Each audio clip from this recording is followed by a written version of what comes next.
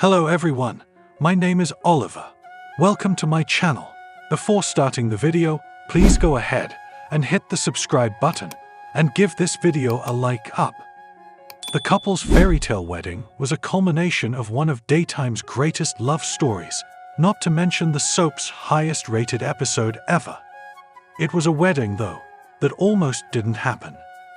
Victor was, perhaps a bit understandably, feeling sorry for himself after being shot in the groin with a harpoon while rescuing his bride-to-be from her dastardly kidnapper, Rick Darrows.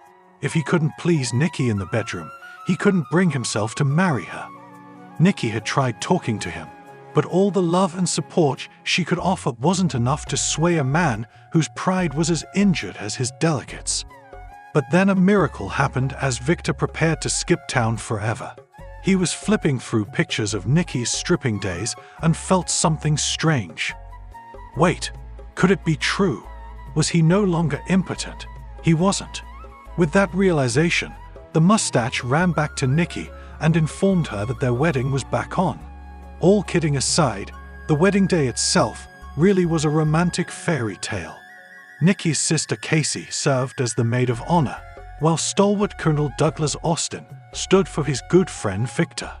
The two had their hands full calming the bride and groom's jittery nerves, but all those butterflies just confirmed their deep commitment to one another. More, Alison Lanier hits a triumphant milestone. Victor was nothing short of dashing in his tux, while Nikki's wedding dress was a thing of sublime beauty. French silk, royal crown, a 10-foot train and hand-beaded with pearls, it would have made royalty blush. As the two exchanged vows promising eternal loyalty and respect, they gazed into each other's eyes with a love that only comes along once in a lifetime. And they then swore to share that love with not just each other, but with everyone around them. There wasn't a dry eye in the house. Surrounded by the gentle glow of candles, their first dance was just as perfect.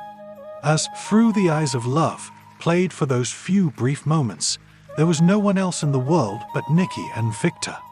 By the time the other guests began trickling out onto the dance floor, all we wanted to do was climb through our screens and join them.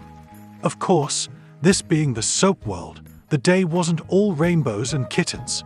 In fact, it was almost derailed when Victor's deranged former secretary, Eve Howard, secretly crashed the wedding. She'd broken out of the sanitarium in which she'd spent the last year the second she'd spotted the happy couple's announcement in the paper. No one was taking her man. The wedding guests were on high alert after getting word of her escape, but maybe they should have been on higher alert. Eve had no problem knocking out a caterer, stealing an outfit, putting on a fake French accent, and slipping into the wedding with murder in her eyes. More, soap's all-time greatest weddings, PHOTOs. But it was just not Eve's day.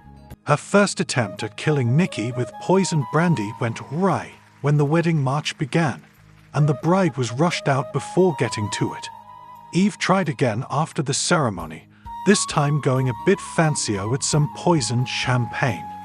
But Casey snatched that out of Nikki's hand before she could drink and gave it to another guest. Fed up, Eve decided to just stab Nikki and be done with it. She grabbed a knife, snuck into the bride's room, and was knocked over by the door when Casey came barging in. Thwarted and frustrated, Eve rushed out, leaving the sisters baffled over the strange waitress. Alone, she vowed that she would end Nikki, but for that one beautiful day, at least, it was as if the universe itself was protecting the glowing bride. We always celebrate weddings as joyous beginnings, but this particular wedding also gave fans a chance to get some final closure. A number of characters who'd left the show came back for this one special day, and chief among them were the Brooks sisters.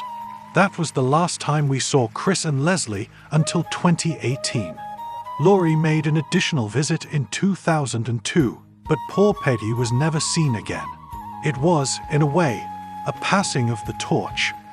The show had already mostly shifted from the Brooks and Foster families of the Subses' earliest years to the Newmans and Abbotts.